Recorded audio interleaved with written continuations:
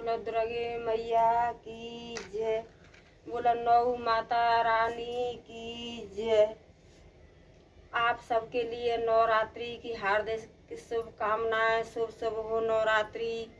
और आइए, आप सबका कमलेश भक्ति चैनल पर स्वागत है। मैं आपके लिए एक माता रानी की कहानी सुनाने जा रही हूँ नवरात्रि की।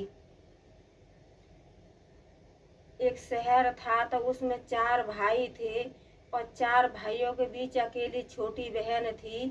तो किसी भी प्रकार और उसके माता पिता खत्म हो गए तो भाई बड़े थे, बहन छोटी थी। तो भाइयों की तीनों चारों भाइयों की शादी हो गई थी। बहन छोटी थी तो बहन बेचारी श्रद्धा और भक्ति से अपना माता रानी का, दुर्गे मैया का पूजा पाठ करती थी। और जब नवरात्रि आते थे तो 9 व्रत करती थी श्रद्धा से और भक्ति से, बड़े भक्ति भाव के साथ में। और लड़की पूजा पाठ करती थी।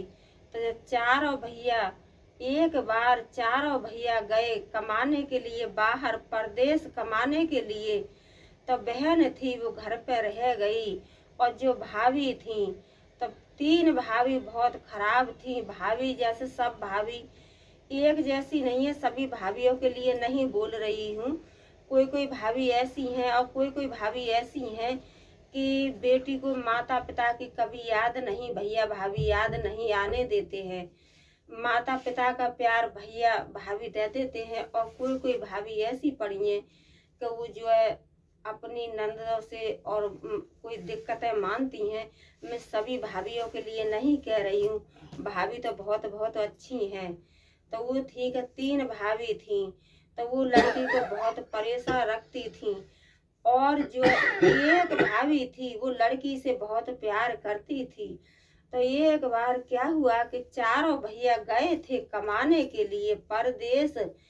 और जो 3 भाभी थी वो क्या करती थी कि एक दिन कहने लगी कि जा जंगल चली जा और खाना बनाने के लिए लकड़ी लेके आ जा।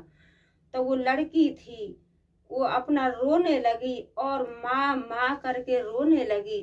तो कहते हैं कि माँ तो एक जन्मदाता माँ होती है, एक धरती भी माँ, धरती माता होती है, एक भारत माता होती है, गाय माता होती है। तो बेचारी अपना माँ माँ कह करके रोती थी, माँ माँ कह करके रोती थी। और जो 3 भाभी थी वो कभी उसको खाना नहीं देती थी और घर का सारा काम करवाती थी। और जो एक ठीक भाभी थी छोटी वाली, तो उसकी जो चलती नहीं थी, वो बेचारी कुछ बोलती नहीं थी। तो क्या हुआ कि भैया गए थे परदेश कमाने के लिए। तो भाभी थी वो बेचारी को परेशान करने लगी और एक बार कहने लगी कि जा जंगल में और बिना गड़सा, हम लोग बाक गड़सा जैसे बोलते हैं, लकड़ी काटने वाला होता है, कि बिना बाक के और बिना रस्सी के और लकड़ी बीन के लेके आ जा जंगल में से और खाना बनाने के लिए। तो बेचारी माँ माँ करती हुई गई जंगल में और माँ करके रोती थी, माँ करके रोती थी और कहती थी कि चारों भैया देश गए परदेश गए और छोटी बहन को बहुत कष्ट दे गए। चारों भैया रन गए बन गए, चारों भैया रन गए बन गए, देश गए परदेश गए और छोटी बहन को बहुत कष्ट दे गए। हे माँ माँ करके रोती थी। तो बेचारी ने क्या हुआ कि रोती रोती जंगल में पहुंच गई माँ करती करती। तो जंगल में देखो माता रानी की कृपा से सूखी लकड़ियां और अपने आप पेड़ों से गिरने लगी, वृक्षों से गिरने लगी। तो लड़की ने सारी सूखी लकड़ी और इकट्ठी करके रख ली। तो लकड़ी बांधने के लिए रस्सी तो थी नहीं। तो वही फिर लड़की रोने लगी कि चारों भैया देश गए परदेश गए और छोटी बहन को बहुत कष्ट कर गए, छोटी बहन को बहुत दुख दे गए।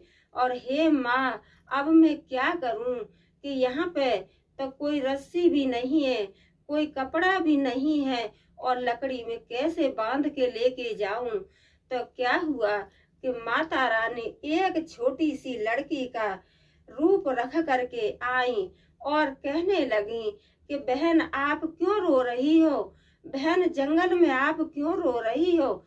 तो लड़की रो रो के कहने लगी कि बहन मैं बिना माता पिता की हूँ, मेरे 4 भाई हैं, चारों भाई मेरे परदेश गए हैं कमाने के लिए और मेरी भाभीयों ने मुझे जंगल में भेजा है। तो यहाँ पे तो ना कोई रस्सी है ना कोई कपड़ा है, मैं लकड़ी कैसे बांध के लेके जाऊं। तो इतनी बात सुनी तो वो तो माता रानी थी, तो उन्होंने क्या किया कि अपनी शक्ति से तुरंत रस्सी बनाई और लड़की को दे दी और कहने लगी कि लो बहन इसमें तो आप लकड़ी बांध लो और अपने घर जाओ। तो लड़की ने उसी में रस्सी में और लकड़ी बांध करके घर आई। तो भाभियां थी कहने लगी आ गई लकड़ी लेके, बिना बांक के बिना गड़सा के बिना रस्सी के कैसे लकड़ी लेके चली आई।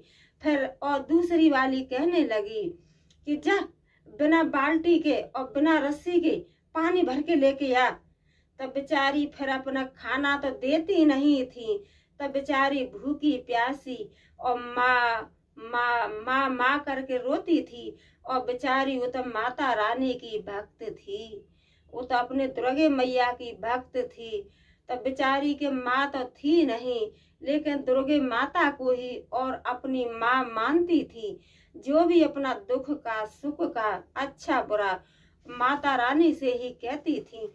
तो क्या हुआ कि गई थी बेचारी कुआं पे पानी भरने के लिए और अपना माँ करके रोती जा रही थी और कह रही थी चारों भैया देश गए परदेश गए और छोटी बहन को बहुत कष्ट कर गए, छोटी बहन को अपनी प्यारी बहन को बहुत कष्ट कर गए। तो वहां पे भी और एक बुढ़िया का रूप रख करके और माता रानी आ गई और कहने लगी कि बेटा तू क्यों रो रही है। तो वो कहने लगी कि माँ मेरी भाभी मुझे बहुत परेशान रखती हैं और मेरे भैया गए हैं परदेश कमाने के लिए और मेरी भाभी बोली है कि बिना रस्सी के और बिना बाल्टी के पानी भर के लेके आ जा। तो जो बूढ़ी अम्मा थी तो वो अम्मा तो नहीं, वो तो दुर्गे मैया थी, लेकिन बुढ़िया का रूप रख करके आई। तो कहने लगी बेटा तू क्यों रो रही है और मेरी बाल्टी ले ले और मेरी रस्सी ले ले, तू अपना पानी भर के जा। तो उन्होंने और रस्सी अपनी दे दी और बाल्टी दे दी और लड़की जो घड़ा लेके गई थी तो लड़की का घड़ा भर गया और लड़की अपने घर आ गई। अपने घर पहुंची तो भाभियां फिर कहने लगी आ गई बिना रस्सी के बिना बाल्टी के पानी लेके आ गई तू। तो बेचारी अपना रोती रहती थी और अपना माता रानी का ही नाम लेती थी। कहते हैं कि बेचारी के एक तो जन्मदाता माँ नहीं थी, दूसरा भाभी परेशान करती थी। तो कहते हैं कि इंसान पे जब मुसीबत पड़ती है तो माँ ही मुंह में से माँ ही निकलती है। तो बेचारी माँ ही माँ करती रहती थी और अपने माता रानी का बड़े पूजा पाठ भी करती थी, मैया की भक्त भी थी दुर्गे मैया की। तो वो फिर तीसरी वाली फिर कहने लगी कि आ गई अब तू जा बिना पानी के और बिना सरफ के और कपड़ा धो के ला। तब फिर बेचारी ने और अपना जो पानी का घड़ा रखा और अपना जो फिर कपड़ा गंदे गंदे कपड़ा लिए और कपड़ा लेके और चली तालाब की तरफ। तो वहां पर रोती जा रही थी और कह रही थी माँ कुछ रास्ता दिखाओ, हे मेरी माँ कुछ रास्ता दिखाओ, मेरे भाई गए हैं परदेश कमाने के लिए और मेरी 3 भाभियां मुझे बहुत कष्ट दे रही हैं। हे मेरी दुर्गे माँ, हे मेरी माता रानी मुझे कुछ रास्ता दिखाओ।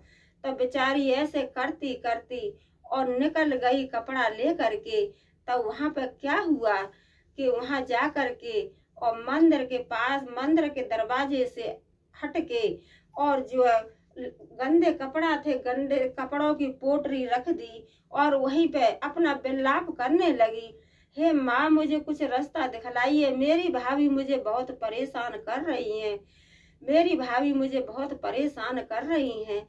तो इतने माता रानी ने और अपना ऐसे करके हाथ किया। लड़की तो अपना हाथ जोड़ करके और माँ से प्रार्थना कर रही थी और माता रानी ने ऐसा चमत्कार दिखाया कि लड़की के कपड़ा अपना एकदम साफ हो गए। तो लड़की अपना प्रार्थना करके हटी हटी और लड़की ने जब कपड़ा देखे तो कपड़ा एकदम साफ धुले हुए कपड़ा चमक दे रहे थे। तो लड़की वहां से कपड़ा लेकर के आ रही थी तो उधर से भैया परदेश से कमा करके घर आ रहे थे।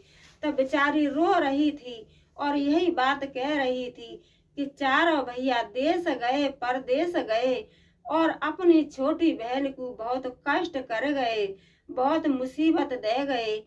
यही रो रही थी और माँ माँ करके रो रही थी। तो एक भाई, छोटा वाला भाई था, वो कहने लगा कि भाई आगे जो जो लड़की कपड़ा लेके जा रही है ये लग रही है कि हमारी बहन है। तो तीन भाई थे, वो कहने लगे कि हाँ हमारी प्यारी बहन, और यहाँ क्यों आएगी, हमारी बहन घर से नहीं निकलेगी भाई, कपड़ा धोने के लिए हमारी बहन यहाँ आएगी। तो एक भाई कहने लगा कि भैया नहीं, मुझे लगा है कि मेरी ही हमारी ही बहन है। तो भैया जल्दी जल्दी और आगे बढ़ लिए, आगे बढ़े तो देखने लगे कि ये तो हमारी बहन है।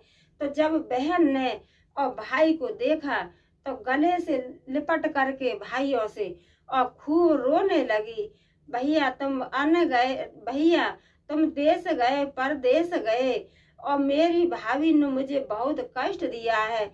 लड़की अपने भाई के गले से लिपट के खूब रोने लगी और यही कहने लगी कि भैया तुम रन बन गए, भैया तुम देश गए, परदेश गए और तीनों भाभीियों ने मुझे खाना भी नहीं दिया है और तीनों भाभीियों ने मुझे बहुत कष्ट दिया है। तो इसी तरीके से बात करते करते और घर पर पहुंच गए। तो उन्होंने अपनी पत्नियों से कहा कि हमारी बहन को किस किस ने कष्ट दिया है। तो जो तीन बहू थी वो कुछ बोली नहीं और छोटी वाली थी वो तो बेचारी कभी कुछ कहती नहीं थी। तो वो कहने लगी कि आप अपनी बहन से पूछ लो, और मैं तो तुम्हारी बहन से कभी कुछ बोली नहीं।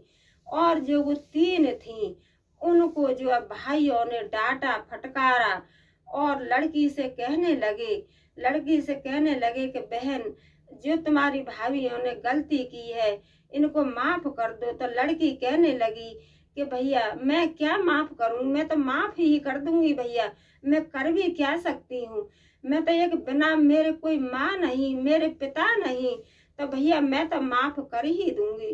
तो इतने में और एक बुढ़िया का रूप रख करके और बुढ़िया आई, माता रानी आई बुढ़िया का रूप रख करके और कहने लगी तीनों भाइयों से कि बेटा तुम्हारी बहुओं ने और बेटी को बहुत सताया है।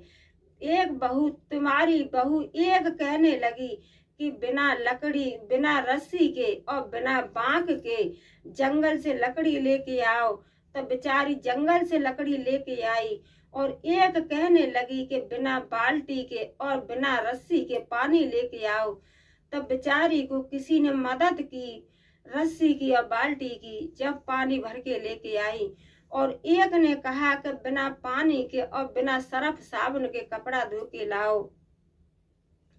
तो भैया तुम्हारी बहू ने और बेटी को बहुत कष्ट दिया है। तो भाइयों को गुस्सा आया और भाइयों ने अपनी पत्नियों को मारा पीटा और अपनी पत्नियों से कहा कि मेरी बहन से माफी मांगो और मेरी बहन के पैर छुओ और इन बुढ़िया माता के पैर छुओ। तो बुढ़िया माँ अपने जो माता रानी थी वो अपने भेष में आ गई, साक्षात दर्शन दिए और कहने लगी कि आपने तीनों बहुओं ने मिल करके और मेरे भक्त को बहुत कष्ट दिया है। मैं कभी ऐसे पापी और कपटी भक्तों को कभी माफ नहीं कर सकती हूँ। तो जो लड़की थी वो लड़की कहने लगी कि हे माँ, मेरी भाभी नहीं है, मेरी माँ है और माता रानी, मेरी तरफ से मेरी तीनों भाभीियों को माफ कर दो। हे माँ, मेरी तरफ से मेरी भाभीियों को माफ कर दो। तो माता रानी को दया आई और तीनों बहुओं को माफ कर दिया। और तीनों बहू और ननद और छोटी वाली बहू, चारों पांचों आदमी अपना माता रानी का श्रद्धा और भक्ति से व्रत करने लगी। और खूब कोई चीज का कमी नहीं रहा। जितना गरीबी थी सब गरीबी दूर हो गई। और अपना पूरा परिवार माता रानी का श्रद्धा और भक्ति से पूजा पाठ करने लगे और अपना खुशहाली से रहने लगे। बोलो दुर्गे मैया की जय। बोलो नौ माता रानी की जय। बोलो सच्चे दरबार की जय। हे माता रानी, जैसे आपने उस बेटी की मनोकामना पूर्ण की, ऐसे ही सभी बेटियों की, सभी भक्तों की मनोकामना पूर्ण करना और सबको परिवार में शांति देना, सबको धन दौलत कोई चीज से परेशान न हो। हे माता रानी, सबके कष्ट दूर करो। बोलो सच्चे दरबार की जय।